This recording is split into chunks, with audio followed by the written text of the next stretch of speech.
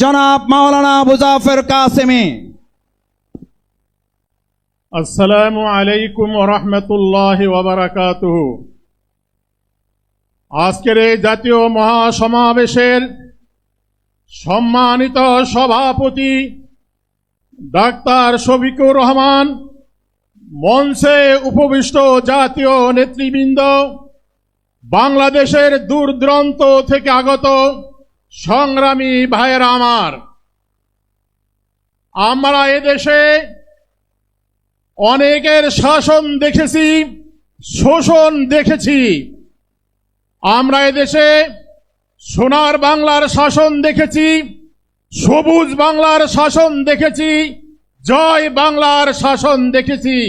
কোন শাসন এদেশের জনতার জান মালের নিরাপত্তা দিতে পারেনি। কথা ঠিক না বেঠিক?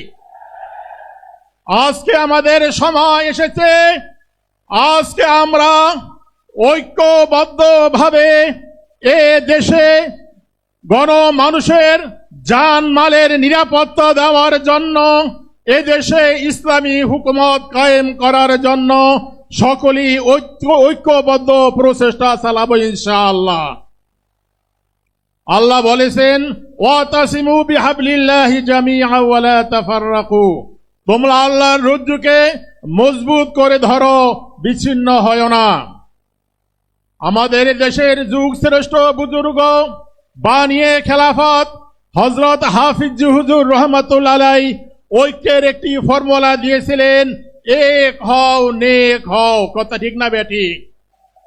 আমি আজকে জাতীয় নেতৃবৃন্দ, বিশিষ্ট ইসলামী চিন্তাবিদগণ, বিভিন্ন রাজনৈতিক দল, ইসলামী দলসমূহের প্রতি উদাত্ত আহ্বান জানাবো, আমরা পিছনের সকল মতভেদ ভুলে গিয়ে, সকল ইখতিলাফ ভুলে গিয়ে এদেশে মানুষের জান মালের নিরাপত্তার জন্য সেই মদিনার সনদ হযরত মুহাম্মদুর রাসূলুল্লাহ সাল্লাল্লাহু আলাইহি ওয়াসাল্লাম কর্তৃক যে ইসলামী রাষ্ট্র ব্যবস্থা, সেই রাষ্ট্র ব্যবস্থা কায়েম করার জন্য আমরা মাঠে ঝাঁপিয়ে পড়ব ইনশাআল্লাহ। আমি আশা করি এদেশের সমস্ত দল মত নির্বিশেষে সকলে ঐক্যবদ্ধভাবে এক প্ল্যাটফর্মে এসে আগামী নির্বাচনে প্রতিটি নির্বাচনী এলাকায় একক প্রার্থী দিয়ে এদেশের ইসলামের পথকে সুগম করার আহ্বান জানিয়ে আমি আমার বক্তব্য শেষ করছি।